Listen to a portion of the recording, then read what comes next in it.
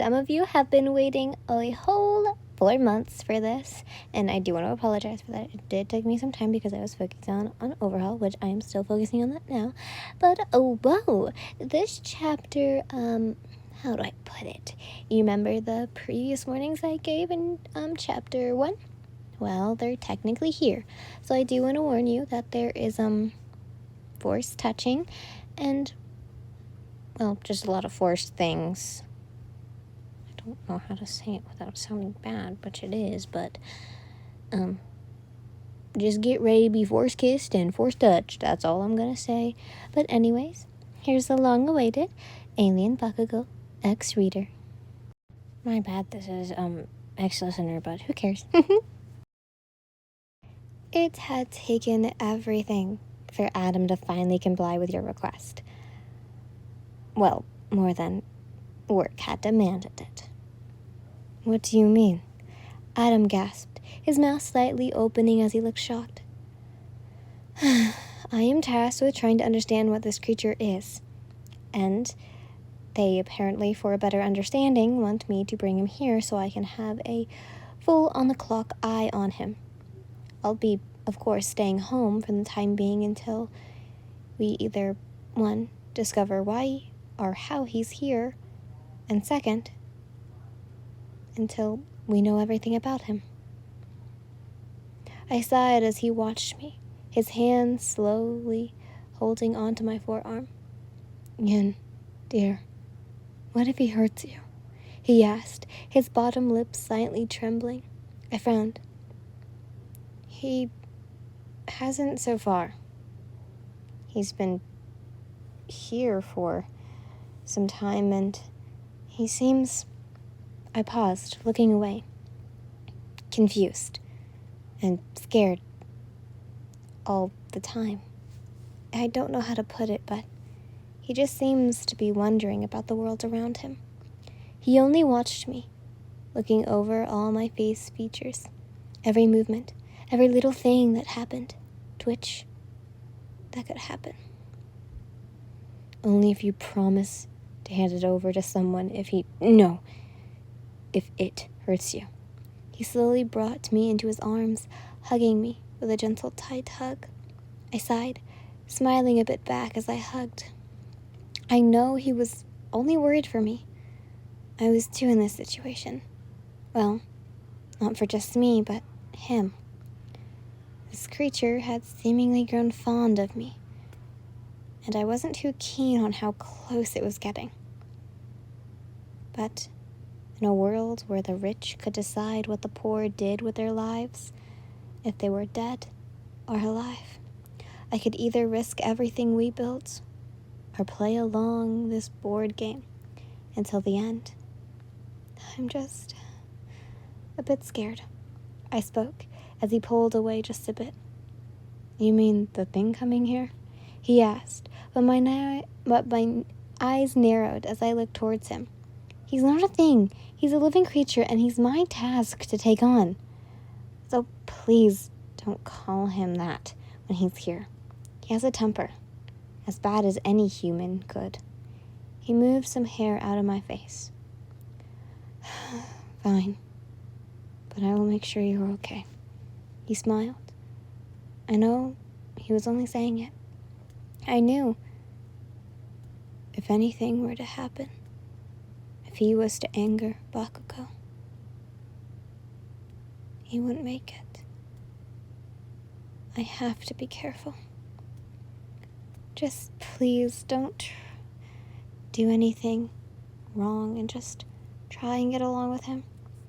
I pressed my lips together. He only nodded, slowly bringing his forehead to mine. I will. He smiled, and soon placed a kiss onto my nose.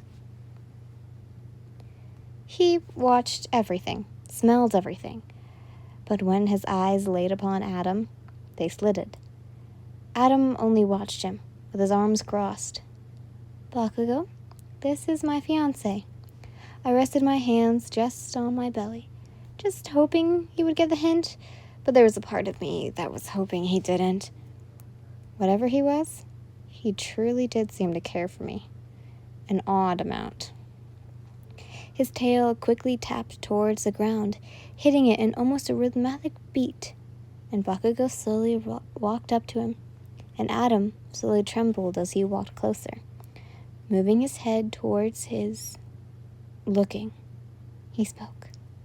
He just watched his face move as he, Bakugo, moved around us.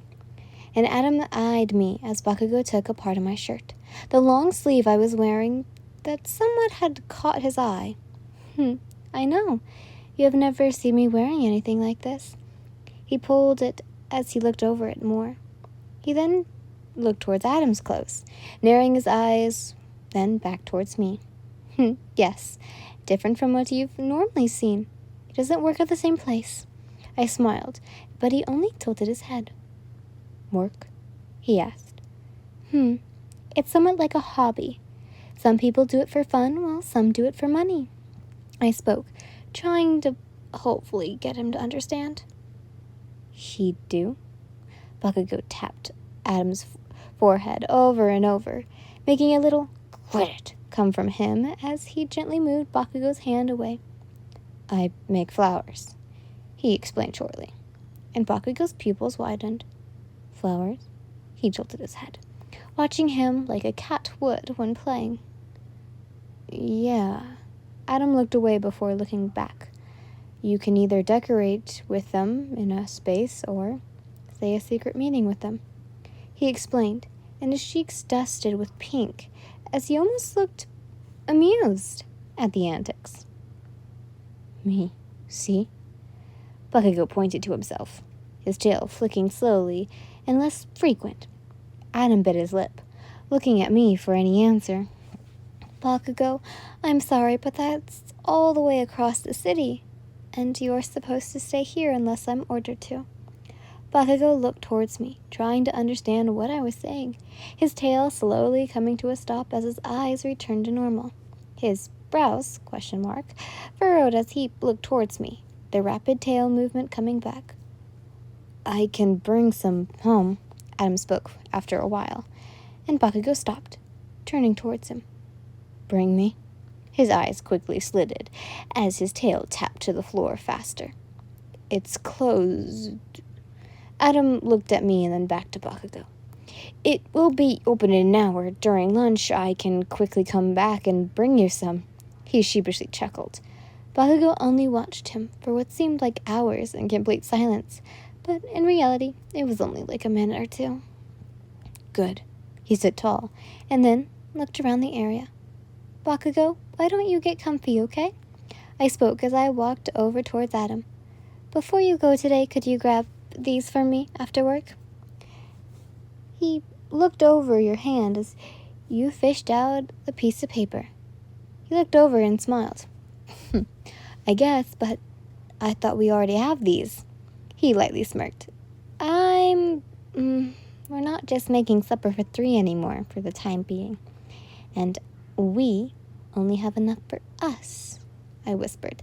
He looked over towards Bakugo as he scoured the living room and the slightly dining room. Yeah, don't want a worser side of him, he whispered. All right, come on. I held onto his shirt, dragging him to the kitchen where I handed him his lunch. Now, don't go dying on me.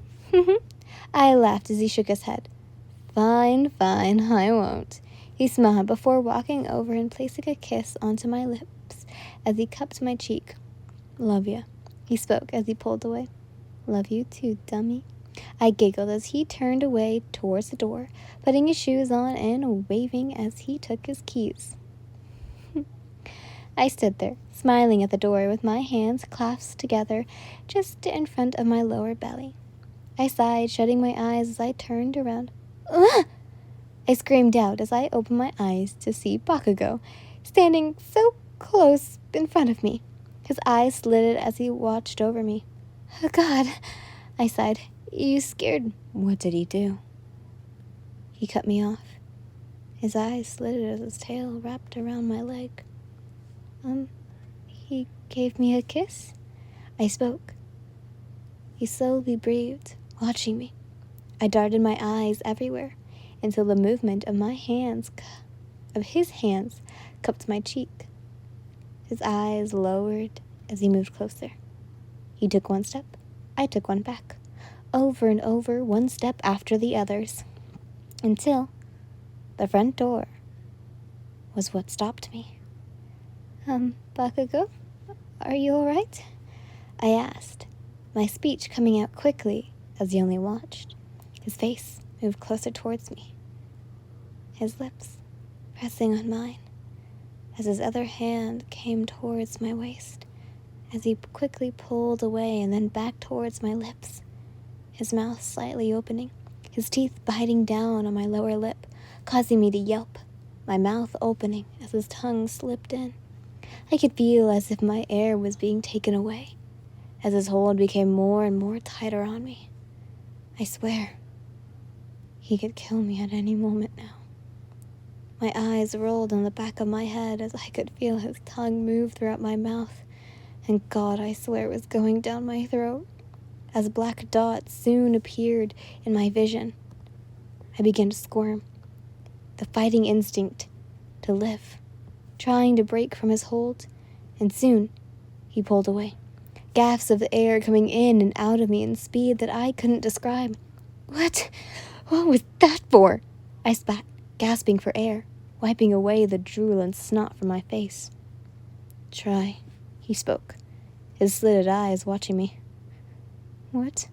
I asked, a mix of confusion and shock taking over my body. I wanted to try, he spoke. But a kiss is only meant between when two people are special. I gasped as his hand came close to my face, slamming onto the door behind me. Am I not special towards you? It really wasn't a question, but more of a demand towards me. What am I going to do?